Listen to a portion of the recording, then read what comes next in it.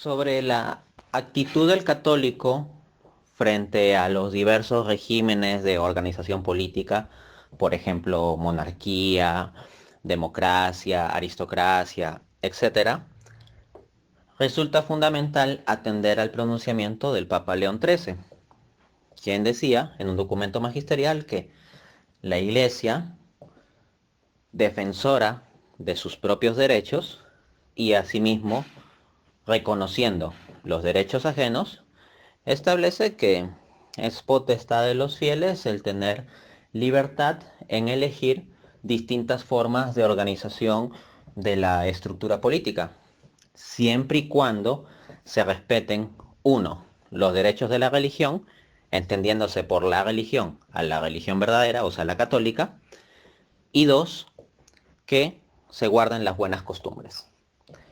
Desde esa perspectiva, un régimen totalitario comunista o un Estado que meta ideología de género o un tipo de tirano que sea anticatólico y vaya contra la fe católica, no cuadrarían dentro de estas opciones.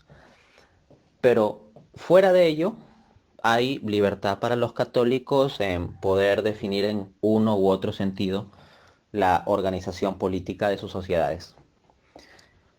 Es clave entonces recordar esos dos principios. Uno, respeto a los derechos de la religión verdadera. Y dos, que se guarden las buenas costumbres. Desde esa perspectiva, un católico no tiene por qué apoyar toda monarquía, ¿no? Porque hay monarquías que pueden ir en contra de los derechos de la religión, como sucedió en Inglaterra. Eventualmente la monarquía inglesa devino en anticatólica, muy anticatólica. De otro lado, en un marco democrático, al menos bajo la premisa formal de un sistema de elecciones, pues puede darse, de todas maneras, un respeto a la religión y a las buenas costumbres. Por ejemplo, tenemos que Polonia es como mínimo un estado formalmente democrático y es una de las naciones más católicas del mundo, o tal vez la más católica del mundo en el sentido social del término. Desde esa perspectiva, puede haber monarquías anticatólicas y democracias más acordes al catolicismo. Esto es, que es claro que en términos de vivencia de la fe católica, la forma de organización jurídico-política de Polonia es muchas veces mejor que la forma de organización de la monarquía inglesa del siglo XVI o XVII, que como digo, fue anticatólica. Dicho esto, un católico pues puede tener preferencia por un régimen monárquico.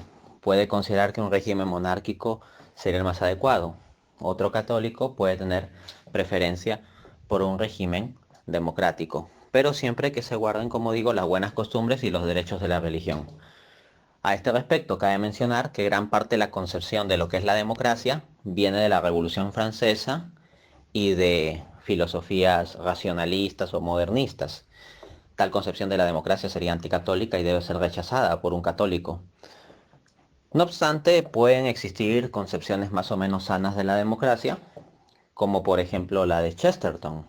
Chesterton mismo abogaba por cierta estructura de sistema democrático en su marco de distributivismo a nivel económico.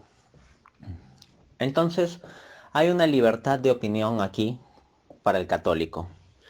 Un católico puede, por ejemplo, mantener que la monarquía es la mejor forma de gobierno. Sí, puede hacerlo, siempre y cuando no pretenda que sea imposible mantener otra postura, porque esta no es una cuestión de dogma de fe, es simplemente una cuestión de opinión. Asimismo, tal católico no debería afirmar que esto es dogma de la Iglesia, porque esto no es una creencia que la Iglesia haya definido, que la monarquía es necesariamente y para siempre la mejor forma de gobierno. No hay tal cosa como un dogma en ese sentido.